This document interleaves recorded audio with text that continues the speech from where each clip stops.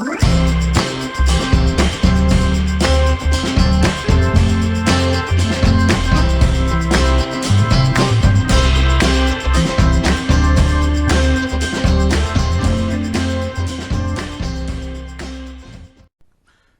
and welcome to the Gamer's Closet. I'm your host, Douglas Weed, and today we're going to be talking about Cathedral.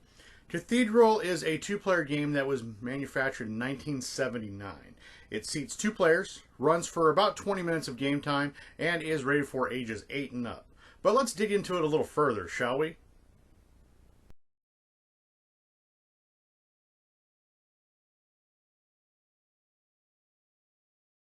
Cathedral is a 2-player abstract turn-based combinational board game created by Robert Peter Moore. It was first published in 1978 and was later reissued in plastic by Mattel. Various other publishers over the years have published the game in wood and stone variations. The year is 1500 and a battle rages in the medieval city. A battle of political intrigue and conspiracies to gain power. He who controls the land controls the city.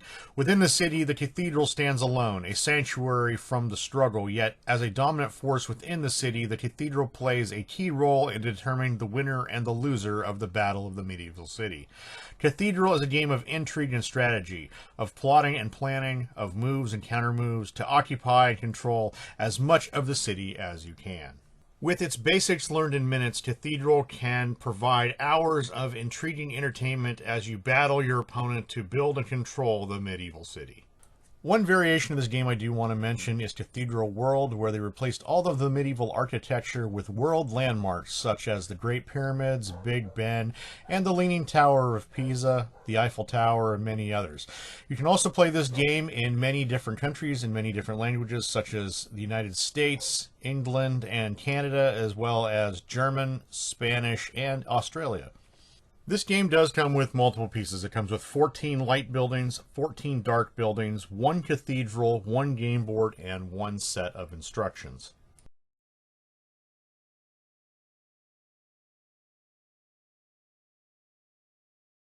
To set up this game begins with an empty board. Each player takes 1 set of 14 color buildings, light or dark. The cathedral is neutral and belongs to neither player. To start this game, the player using the light-colored building starts the game by placing the cathedral anywhere they wish on the board. Pictured in this picture, the cathedral is gray. The player then using the dark buildings then places any one of their buildings anywhere they wish on the board. Players take turns placing their buildings onto the board until both players cannot fit any more buildings onto the board. If one player cannot fit any more buildings onto the board, their opponent should continue to do so until they can no longer move. The game is then ended. At the end of each game, each player gathers the buildings that they were not able to place on the board. Each player counts the number of squares which these leftover buildings would have covered on the board. For example, if you have a stable, which is a 2-square piece, you would count that as 2 points. If you have 2 inns remaining, each of those are 3 squares apiece, your score would be 6 points. The player with the lowest score, that is the least leftover building spaces, wins. If a series of games is played, players trade colors each time they play. The series winner is the player with the lowest score total for all the games played. Now, there are 2 ways you control spaces within the city walls. The first I've just mentioned, which is occupation. A player controls all squares in which their buildings cover on the board. The other option is called surrounding. Pictured here is a really good example of that. By using buildings to wall off sections of the city, a player can control not only the squares that their building occupies, but the squares that they surround as well. Pictured here on the left, you see the white buildings surrounding an open space. To control spaces by surrounding it, a player's building must form a continuous wall at least 1 square thick around the captured area. The city borders can be used as part of this wall. Continuing with the example here, the white player has walled off a section of the city. They can use this space to build upon at any time, but their opponent cannot. Now, I do need to mention there are a few exceptions to this rule. The cathedral is neutral and cannot be part of the surrounding wall. Corner-to-corner contact between a player's buildings does not count as forming a surrounding wall, so diagonal touching doesn't work. You have to have either connection of up, down, left, or right from whatever square you're looking at. The player using the dark buildings cannot surround and capture spaces on their first move. If a player walls off a corner on their first move, they do not actually capture any space except for which their building actually covers. It is possible for you to trap and remove your opponent's buildings. If you surround territory which just has one of your opponent's buildings, or just the cathedral, you can control the territory and have trapped a building.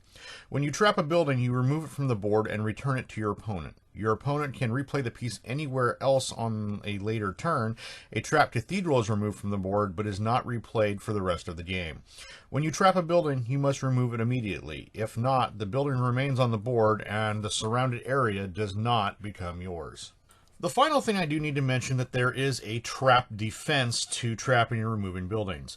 If a player surrounds an area which contains either two or more opposing buildings, or at least one opposing building and the cathedral, they do not control the area. Pictured here are two examples. Starting with the example on the right, you'll notice that light does not control surrounding area B because there is a cathedral in that area and one dark two-space building. Also, as an example, pictured here on the left, dark does not control the surrounding area of A because light has two buildings within that space, a two-space building and a one-space building.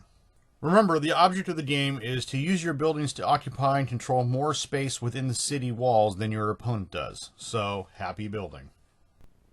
Well, this has been an overview of Cathedral. Cathedral is a fun city building game. It kind of reminds me of Tetris and chess if they were combined. The components of this game look really nice. They're very well built, well constructed.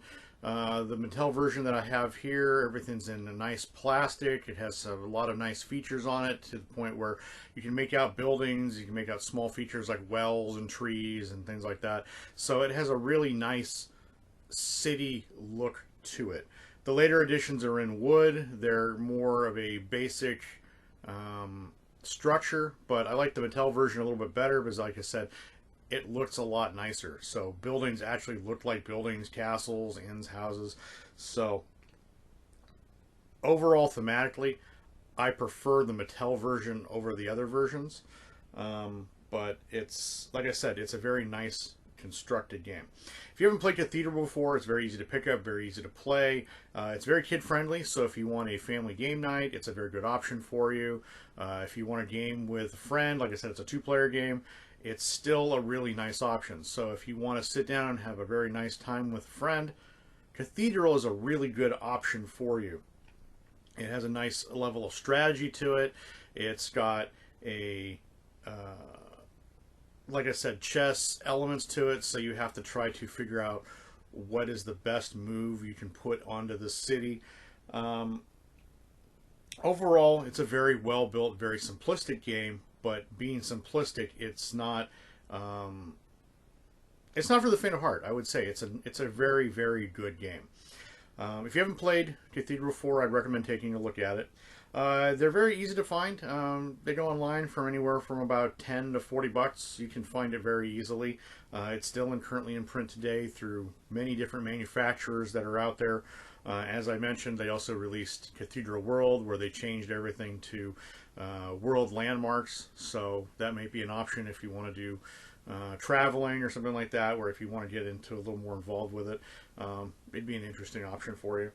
But like I said, I like Cathedral. It's a very well built game. It's very easy to play, very easy to pick up, very easy to learn, very kid friendly, and it's a fun time for you and another player. Like I said, it's only 2 players. So if you haven't played Cathedral before, I would recommend taking a look at it, and I would recommend playing this game. Well, that's it from us here at the Gamer's Closet. We'd like to thank you for checking out our video on Cathedral from Mattel Games. If there's a game in the future you'd like us to review or go over, please put it in the comments below. Please hit subscribe so that way you can be the first to check out our future content. And as always, please have a great gaming day.